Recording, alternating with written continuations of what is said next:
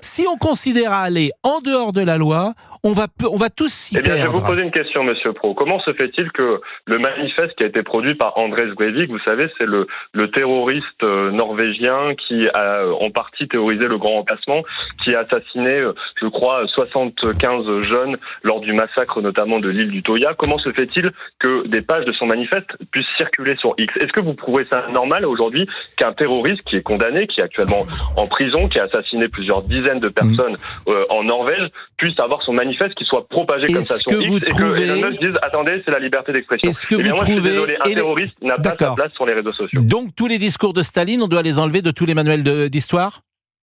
Mais ils sont aujourd'hui enlevés. C'est 50 millions de personnes qu'il a tués. Donc 50 millions de personnes. Ben oui, Monsieur Desfontaines, ça vous ennuie peut-être. C'est 50 millions de personnes. C'est pas 50?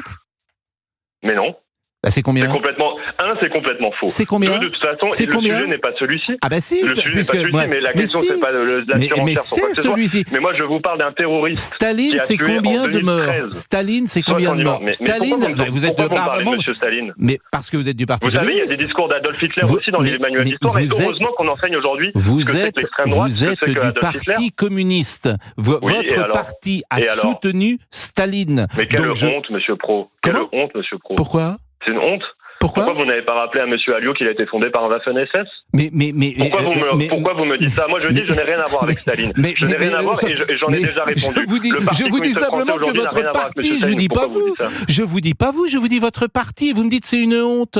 En quoi c'est une honte? C'est honte ce que vous dites sur les livres d'histoire. C'est normal que je vous pose la question. Mais monsieur, je vous pose la question. Je vous dis, si vous voulez que Breivik n'y soit pas, je vous pose la question. Est-ce que les discours de Staline doivent être sortis? Et vous me dites c'est une honte. Vous avez un niveau de discussion et de liberté d'information qui me fait peur, Monsieur Desfontaines. Alors gardez vos insultes pour vous. C'est pas une honte. C'est pas une honte la manière dont je vous pose des questions et la manière dont vous répondez. Moi, je ne vous parle pas comme cela. Je vous pose des questions.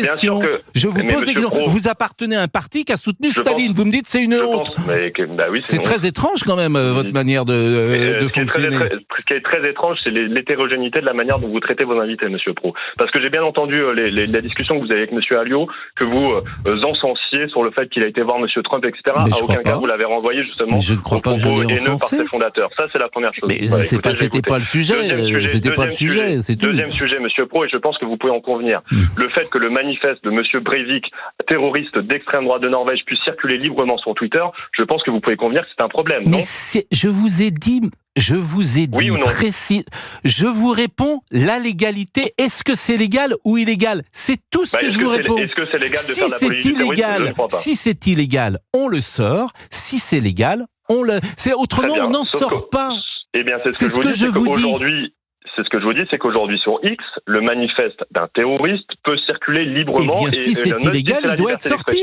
Il doit être sorti. Moi, je n'ai pas envie de le faire lire à mes enfants. J'ai pas envie de faire lire ça à mes enfants. Mais je vous dis simplement, on n'en sortira pas autrement. C'est pour ça que je prends tout ce qui tombe sous le coup de la loi. Il n'y a rien de honteux à dire cela. Et vous me dites c'est une honte. Je vous dis qu'aujourd'hui ce n'est pas le cas. Et si c'est pas le cas, faut qu'il soit sanctionné. C'est tout. Et adressez-vous à Monsieur Thierry Breton. Moi j'ai eu une très longue discussion avec lui. Nous l'avons déjà fait. Et tout est régulé. En fait, il n'y a pas de problème. Thierry Breton, il dit il n'y a pas de problème. Je peux vous lire même tout son SMS qu'il m'a envoyé, si ça vous intéresse, parce que je l'ai eu ce matin. Il dit mais la régulation, elle est en place. Elle est en place. Donc